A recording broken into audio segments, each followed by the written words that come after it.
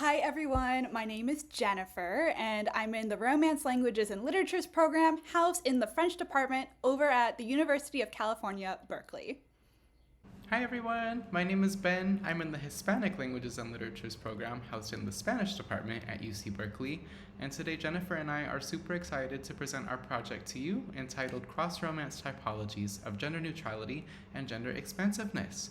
So while the modern Romance languages have been studied in terms of their gender-inclusive strategies in a lot of detail, we are presenting today a within-family comparison about the differences in how these languages express gender, as well as the similarities and the patterns that we can learn and extrapolate from Romance and out towards the other languages of the world that are developing similar gender-inclusive strategies.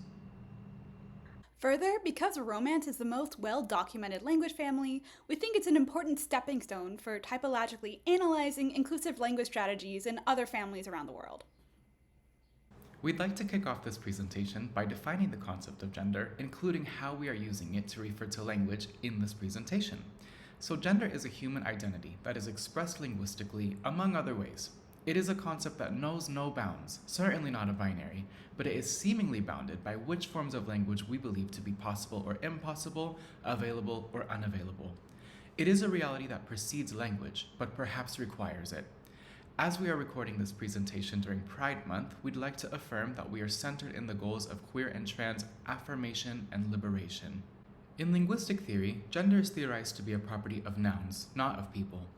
The concept of grammatical gender points to the theory of nominal classification, which stipulates the requirements for a morphological gender language. In this theory, it is said that a lot of gender assignments in certain languages are mostly arbitrary and have no meaning whatsoever.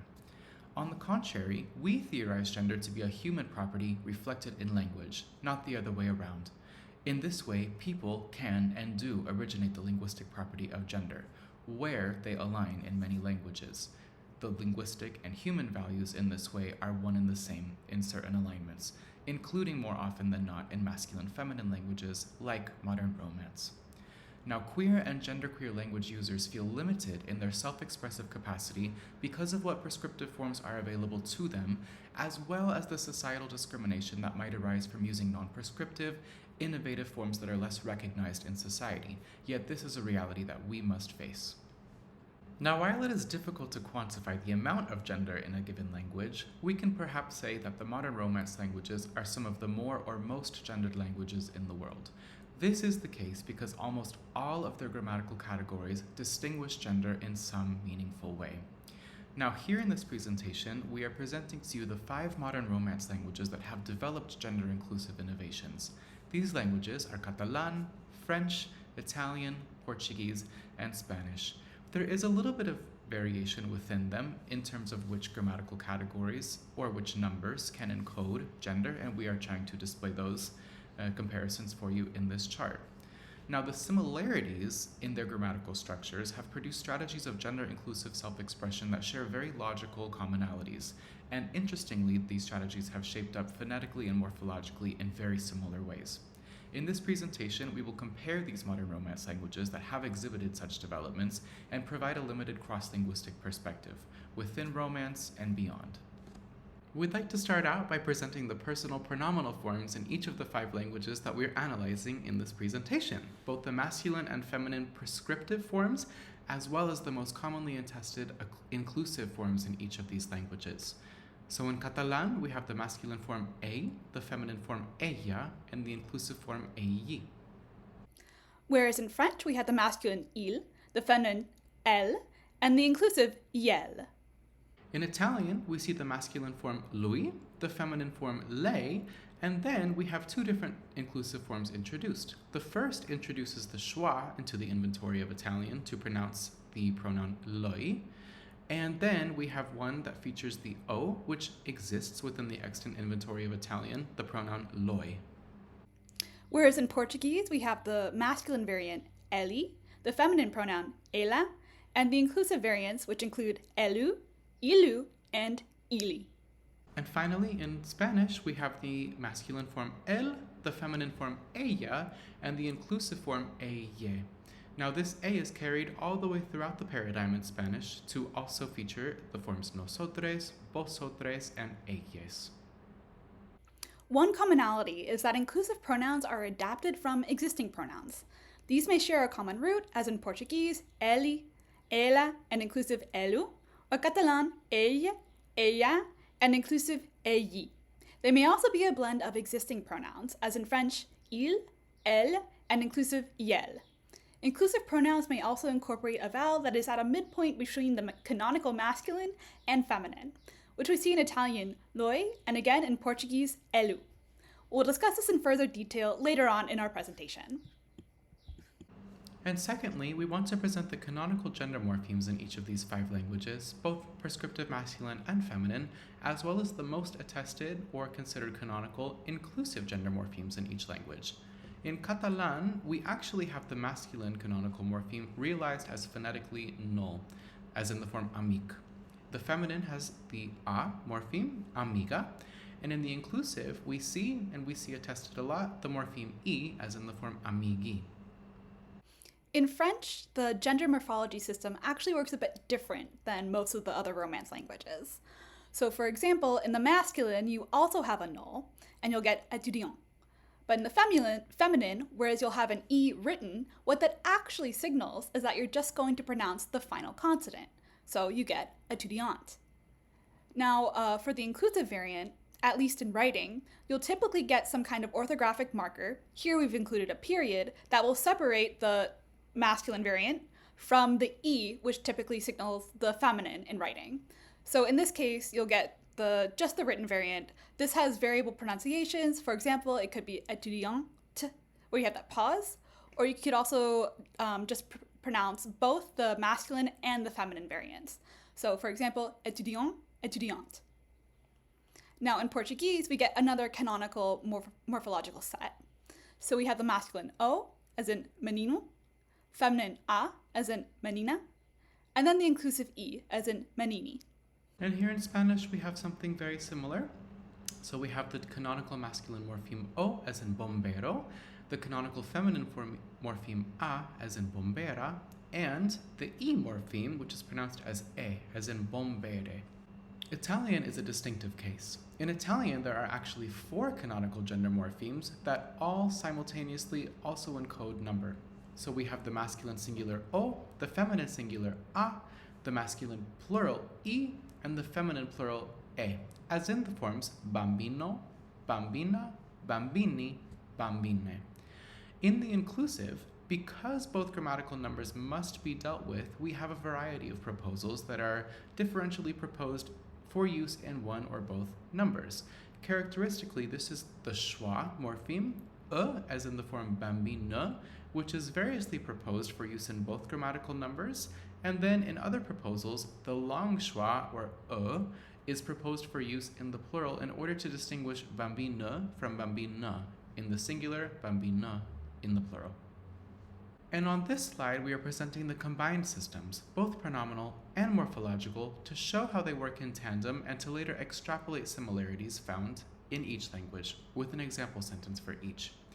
In Catalan, we have the masculine sentence él es un doctor simpàtic, and the inclusive form ell es un doctore simpatici. Whereas in French, we have the masculine prescriptive sentence il est un beau danseur, versus the inclusive elle est une belle danseuse. In Italian, we have the masculine sentence lui è un bambino piccolo, and then the inclusive form loi è una bambina piccola. In Portuguese, we have the masculine ele é amigo generoso, versus the inclusive ele é amiga generosi. And finally, in Spanish, we have the masculine sentence él es un científico talentoso, and the inclusive form ella es una científica talentose. So now, having seen the combined systems of gender inclusivity, most commonly attested in each of these 5 languages, we'd like to draw out some commonalities and similarities that are quite interesting to us. The first point is about the phonetic distance between canonical gender morphemes and inclusive gender morphemes. So here we are presenting 3 languages for which the canonical morphemes are all realized and vocalic. For instance, in Brazilian Portuguese, we have orthographic O pronounced U as in amigo, and the feminine form a, and in the midpoint we have e, as in amigue. Sometimes word finally, this orthographic e is pronounced more like e, as in presidenci. In both cases, interestingly, this inclusive morpheme is actually situated at some sort of a phonetic midpoint between the canonical masculine and inclusive gender morphemes. And we see this pattern carried out in the other languages that we can attest right here. For instance, in Italian. Now, the canonical gender-inclusive morpheme in Italian is the schwa, which is situated in the middle of this vocalic space. And now, the canonical masculine form is either o or u in certain Sicilian dialects, and a in all dialects. Again, we see that the schwa is situated at some sort of a phonetic midpoint between the canonical masculine and feminine morphemes, no matter which measure you take of the masculine. Finally, in Spanish, this same pattern is repeated quite clearly. We have the orthographic O morpheme O, the canonical feminine morpheme A, and at some phonetic midpoint we have E, as in the form amigue, amigo, amiga, amigue. In each of these three examples, what is very interesting is that there is enough distance placed between the gender-inclusive forms and the masculine and the feminine forms in order to distinguish those vowels almost at a maximal capacity. The other two languages of the 5 that we present here in this presentation have a different situation. So these canonical masculine morphemes in Catalan and French are realized phonetically as no. So it's hard to make an argument about distance, however we can do it a bit differently.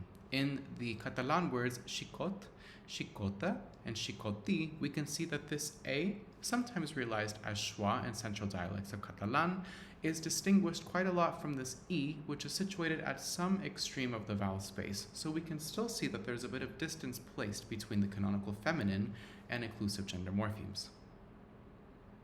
We see a similar phenomenon in French, where, for example, we have the no morpheme in the masculine participant, versus in the feminine, we have the final consonant realized, participant, and then we'll get something very interesting in one of the inclusive variants, which is where you'll get a pause between what would have been the masculine variant and then the final consonant, which signifies the feminine. So in this final pronunciation of this final word, we'll get participant. So the lack of phonetic/phonological distinction between the binary and inclusive variants can be problematic. We see this, for example, in Brazilian Portuguese. So Portuguese in general has a subset of masculine and feminine dyads that end in the letters E and A, respectively. Now, within Brazilian Portuguese, the masculine morpheme letter E is pronounced as the high front vowel E, which makes this identical to the pronunciation of the inclusive variants, the letter E, I, and IE. There's also a similar problem in Quebecois French. So within Quebecois French, the pronouns are famously reduced to a single vowel. This means that the masculine pronoun il and the inclusive variants yel, ie, and e, the letter y, may all be homophonous. Although I will say that in my fieldwork here in Montreal over the past 6 or so months, I typically do hear the masculine pronoun pronounced as il and the inclusive variant pronounced as yel, or yel. In every modern Romance language, gender is distinguished across almost all grammatical categories, yet because of their typological relationship, gender-inclusive strategies share many commonalities. Inclusive pronouns appear to be largely based on prescriptive forms, and many feature gender-inclusive morphemes that have been proposed. For example, in Spanish with ella. Inclusive gender morphemes are typically vowels situated at a phonetic midpoint between canonical gender morphemes. These vowels are also typically drawn from the existing vocalic inventories of their respective languages, however, with the notable exception of the schwa in Italian. Together, these findings demonstrate a common pathway to language change based around processes of speaker self-identification that are perhaps generalizable beyond Romance. Where languages have gendered personal pronouns or gendered nouns, these become two of the first sites to be transformed by speakers, whereby speakers innovate additional gender categories in the grammar of each language, often through the use of existing linguistic resources. And now, to conclude our presentation, we'd like to provide a bit of a cross-linguistic perspective by taking a step back to have a look at the different ways that the languages of the world can encode gender. So, despite typological differences between these languages, they actually share a lot of commonalities in the ways that they distinguish gender. The most common way, cross linguistically, is in lexical semantics, the very meanings of words. Here we have the Spanish words hombre y mujer, man and woman. The difference here is not necessarily morphological. These words are actually just different at the root, and the meanings that we give to them encode some gender distinction. Then we have other features of gender in language. We have morphology. Gender morphology is found even in languages that do not currently have a system of morphological gender, like English, as in the terms waitress, hostess. We have pronouns in very many languages which encode gender distinctions, and then some more nebulous features in the morphophonology. This is actually an example from Irish. So the very gender of a given word, when paired with other grammatical elements like possessive articles, can actually cause phonological word initial mutations dependent upon the gender of the word in the combination. In the orthography, gender can be found in languages like Chinese, where different radicals are marked for masculinity or femininity prescriptively. And then in Japanese, there are discursive particles that are sentence final that encode various positionalities. One of them includes encoding a gendered relationship between the two speakers in dialogue. Now we'd like to zoom into just one of these features, personal pronouns in different languages of the world. On the left side, you will see 4 languages that we've presented in this presentation: Spanish, Catalan, French, and Portuguese, along with their masculine, feminine, and gender-inclusive personal pronominal forms. On the right side, we have 4 typologically dissimilar languages: Hebrew, Irish, Danish, and Mandarin Chinese, all of which have also innovated certain gender-inclusive forms meant for neutral use or for the expression of non-binary gender identities. In Hebrew, the nikud sign segol has been used to phonologically distance non-binary personal pronouns from masculine and feminine personal pronouns. This resembles our analysis of romance, the phonological and phonetic distinction between canonical masculine and feminine forms. In Irish, non-binary speakers have borrowed from the extant plural paradigm of personal pronouns, siad, in order to collapse a gender distinction in the singular paradigm. This is perhaps by analogy from English, where it is perceived that because they is both singular and plural, it can be used in both spots of the paradigm. In English, this is historically the case. Other languages show different phenomena. Danish actually shows both of the above that I've just described. So "the" comes from the extant plural paradigm, and this innovative pronoun hen is at some phonological midpoint between the masculine han and the feminine hun pronouns. Finally, Mandarin Chinese displays a wide variety of strategies. So because this gender distinction is only orthographic, it is neutralized at times by writing the pronoun in the pinyin, ta, or by using this X, which we see as a very strong shared cross-linguistic strategy for gender inclusivity, which might mean something like, nope, no gender. And then finally, we see another strategy that's recycled or repeated from other languages of the world, which is to use resources that come from within the extant inventories of those languages. So this radical right here, the third in the set of inclusive forms, is actually a radical that means no, none, or not any, in order to signal the fact that this pronoun might lack a gender value. So in this way, we are finding lots of exciting similarities and differences cross-linguistically in the ways that languages are shaping up to express more gender identities in a way that people feel respected by. And we believe it's important to continue along this line of work in order to understand pathways for linguistic justice for these communities. We hope that our presentation is just one step in the right direction. Hi everyone! Thank you so much for coming to our presentation. We are now accepting any questions that you might have.